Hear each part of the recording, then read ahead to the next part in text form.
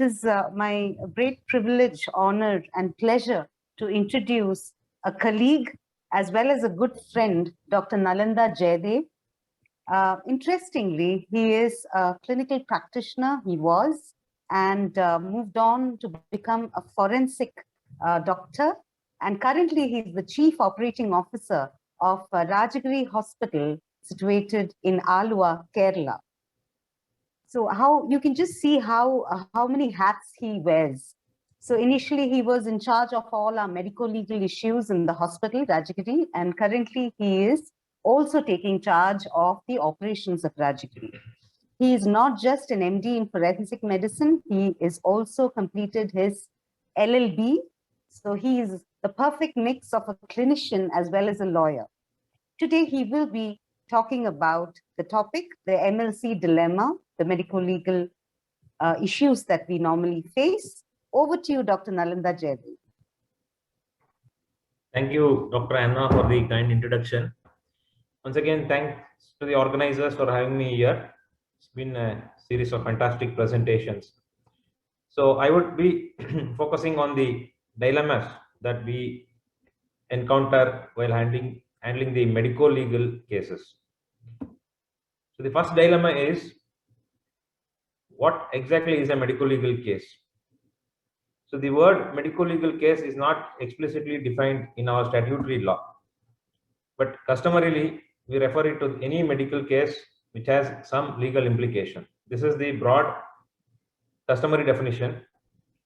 But again, the dilemma here is with this definition is, there are two types of situations where the law must be interested. One is a medical case that might warrant further investigation under law, or medical cases that warrants consideration of law. Right? We'll see what is that. So when I say medical case that warrants further investigation under law, as the law sees it, human body is a property of the state. So any injury to a human body, the state will view it seriously. It's an offense against the state. That's how it considers. So the state will get interested and conduct an inquiry. It's no more a private issue. It's the issue that concerns the state. So there, further investigations will be conducted by the law enforcement agencies. There are provisions for this in the statutory law, like the Indian Penal Code. One entire chapter is devoted to offences affecting the human body, section 299, 23, 77, and there are other sections which define what is an injury, etc. There are provisions in Criminal Procedure Code which lay down the procedure for examination of victims of sexual assault, etc. And then there are provisions in the Indian Evidence Act as to the dying declaration and what has to be done. So these are the laws which, in my opinion, concern the medico-legal case. The other laws which govern the practice of medicine, like the Medical Termination of Pregnancy, the Transplantation of Human Organ Act, or the Clinical Establishment Act, they are not, in any case which comes under the MTP, need not be a medico-legal case. But again, there are instances where a medico-legal MTP case can become a medico-legal case if there is an alleged foul play or death of the patient. Okay, so the spectrum of medico-legal case is broad and it is not precisely defined. Ultimately, it boils down to the circumstances of each case, but the broad guidelines are, any case that warrants further investigation under law are typical medico-legal cases, and the other cases are do not come under the MLC category. Fine. Now, the next question is pertaining to the labeling of MLC or registering of MLC. These two terms are used interchangeably. Like a given case of injury, whether I label it an MLC or not. So there again, in my opinion, any circumstance where the healthcare provider has reasonable grounds to believe that there is either an allegation or a suspicion or an evidence of an offense, that an offense has been committed against the human body, then those cases have to be labeled as MLC, and a register has to be maintained to this effect. Generally, we refer to this as the accident cum wound register. Okay, that is one step. So wherever this happens, it need not always be in the casualty. It can happen in your OPD. It can happen in the psychiatry OPD. It can happen in the dermatology OPD. Wherever the doctor believes that there is some evidence or allegation or suspicion of foul play, he has to register this MLC and inform the concerned medical legal officer within the institution. When you come to the circumstances, there are straightforward cases like motor vehicle accidents, sexual assaults, and cases of poisoning, where there is no confusion. The doctor has to clearly register the MLC and document the injuries. But many times there are situations where nobody has an issue. For example, fall at home. A child running at home slips and falls, suffers some injury. So whether these type of cases have to be considered as an MLC is the common dilemma. The problem here is the moment we say MLC, people tend to be under the impression that police has to be intimated. So I think these two has to be clearly differentiated. Just because you label an MLC, it doesn't mean that you are going to intimate the police or police is going to register a case. The idea here is to collect and preserve the evidence real time, right? So if there is a child which is brought to the emergency with an injury to the head, well, allegedly it has slipped and fallen down, always maintain that in the wound certificate. You need not intimate the police. I'll come to that next. But this evidence has to be preserved, because in future we don't know what turn this might take. We have multiple instances where females come to the emergency department and report fall at home, and then there is a fracture in the wrist or something like that. So we still have to document this in the accident cum wound register, because 2 years later the same female will come and she will tell that this happened due to assault by her husband. So this is a problem with medical legal cases. Any given case can become can draw legal attention later on. So to avoid discomfort to the medical person, it is safe to document this and record them. But whether intimating the police is another question. So that differentiation has to be clearly done. Then there are instances where there are drug overdoses. A psychiatry patient who is on multiple drugs can sometimes overdose on medicines. So whether we have to document this as an MLC, whether we have to intimate the police, in my opinion, it is better to document this as an MLC, preserve the evidence, but need not intimate the police. If this patient happens to expire, then probably we'll have to intimate the police. Once again, in the state of Kerala, there are clear guidelines as to which all cases have to be intimated to the police. But this may not be the situation in other states. Okay. Commonly, in Kerala, what they expect is cases of suspected homicide, cases of suicide or alleged suicides, and then death on operation tables, unnatural deaths like hanging, drowning, found unresponsive, found dead, brought dead, instant death after administration of a medicine, death of a woman within 7 years of marriage where there is allegation by some party. So there is a clear-cut list of cases where we need to intimate the police. Even then, we do face situations where the police resist taking up the intimations. Okay. The next dilemma is regarding the retention period. How long should we preserve these medical legal records? So this 2014 office memorandum from the DGHS clearly says that if you have stored these records in digitized form, then it should be stored permanently. Until then, the medical legal records, registers and case sheets have to be stored at least for 10 years or until the ongoing cases are disposed of. Okay, so 10 years minimum or more if the case is not disposed of. Generally, 15 years is acceptable in my opinion. Of course, if it is digitized, you need to preserve that permanently. The next common dilemma is whether regarding the collection of sample for forensic purpose. I'll give you a situation which we commonly face in the emergency departments. There's a road traffic accident. A person is brought by the onlookers. An young male is brought to the emergency department for treatment of injuries. The informant, who is also the driver of the opposite vehicle, alleges that this patient A was involved in drunken driving and has caused the death of another person. So the informant now demands that the blood of A be preserved and tested for alcohol levels, because later on he will not have any grounds to prove that this man was undertaking reckless driving. This is a common thing which we face. But the straightforward thing is, if this patient is conscious, if he is able to give the consent, then there is no doubt. We take his consent, draw the blood.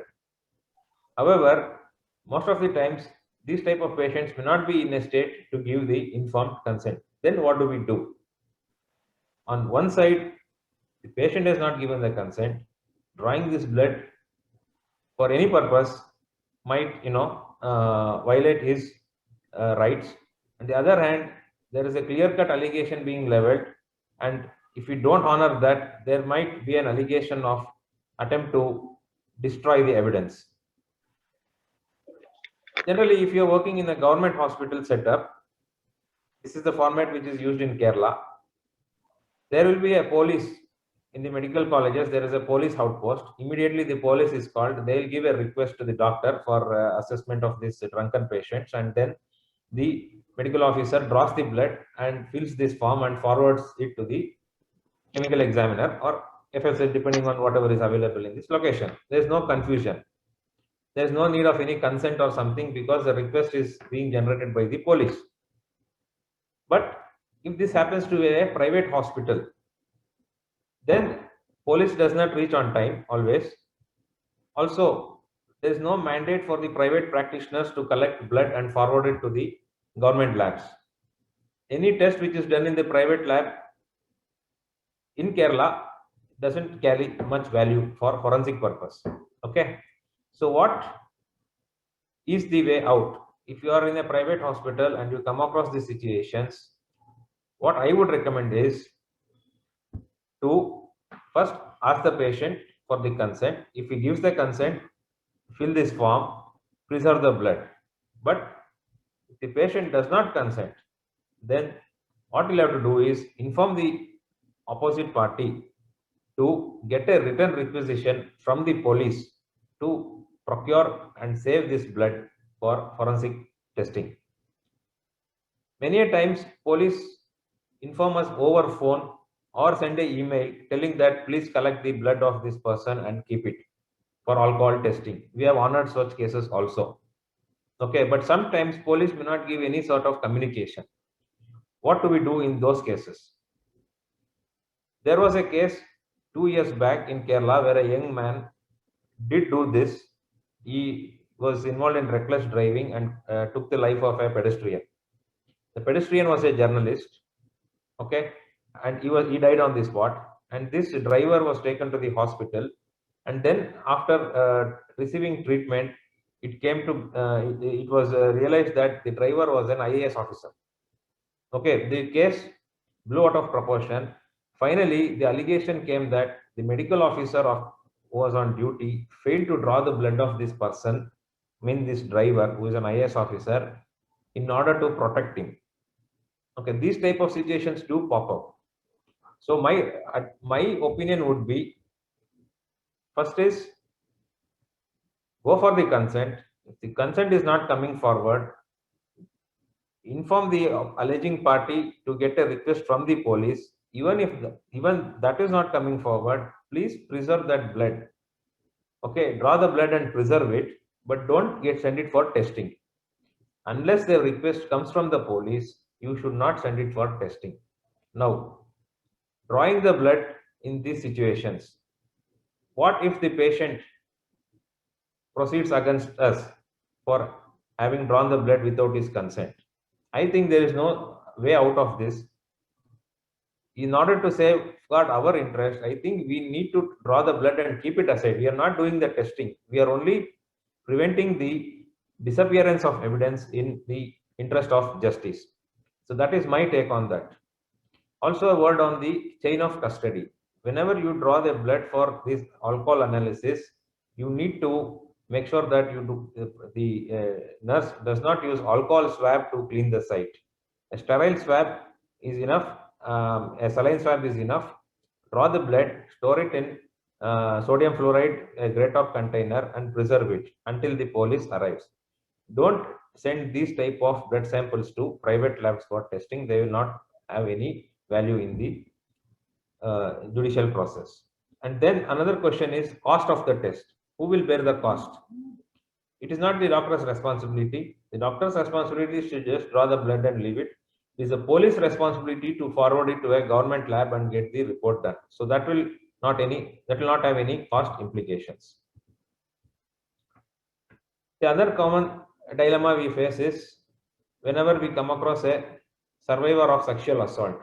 It's a medical legal case. Many hospitals fear taking up these type of cases or treating them or even giving first aid for that matter, and they straight away tend to refer it to government hospitals. This is criminal act because section 357C of CRPC after the 2013 amendment clearly says any hospital, private or government, has to first treat the survivors of sexual assault free of cost. The first aid, I'm referring to the first aid, and also intimate the police. There is no options here. Now, in a government hospital, there are people there are gynecologists around the clock. There is a department, and their processes are strong in dealing such survivors. But in private setup, we always need not have a CMO who is aware of these things. So this is the National Human Rights Commission order. Accordingly, the SOP to deal with these type of patients, the sexual assault survivors, is very clear cut. It is extensive. It deals with the process of first preference is given to the victim care, what all has to be done, and then how promptly the examination has to proceed, and then how to collect the samples. So the SOPs are extensive, and there's no point in telling that I didn't know these SOPs exist. Ignorance of law is no excuse. So it is necessary for us to be aware of these SOPs and guidelines, and always these type of kits have to be kept in the hospital. They are available online also now, and one kit will have all the necessary documents and testing equipment, and the sampling requirements will be met with this type of kit. Well explained literature will be there with this type of seats. So you should never miss out in preserving the evidence in such victims. Okay, these are the common dilemmas that we have been encountering in our setup. So I thought I would share with the audience here. If you have any specific dilemmas, I would like to give my opinion on that. Thank you, Dr. Nalanda, for that wonderful session, very detailed. One question, can we say that we are taking the blood alcohol in the process of treatment as it may help in the management? Consent for clinical purpose is not necessary if you are taking it is in an emergency basis and in the interest of the patient. But a documentation to that effect will save us. If you draw a blood for clinical purpose and send it for forensic purpose, that the patient can come against us. That's why I told, if you draw the sample for clinical purpose and the additional sample, whichever is there in your custody, can be handed over to the police. Any testing for forensic purpose has to happen through the request of the police. Until then, we should take care that the chain of custody is maintained. Because the commonest grounds for challenge is that chain of custody was not well documented, and there is a possibility of contamination or mixing up of samples, etc. So to avoid those type of uncomfortable questions, it is always safe to keep them separately and also send them to a government lab through a police officer. Right. So thank you, Dr. Nalanda, on behalf of CAHO and the entire team.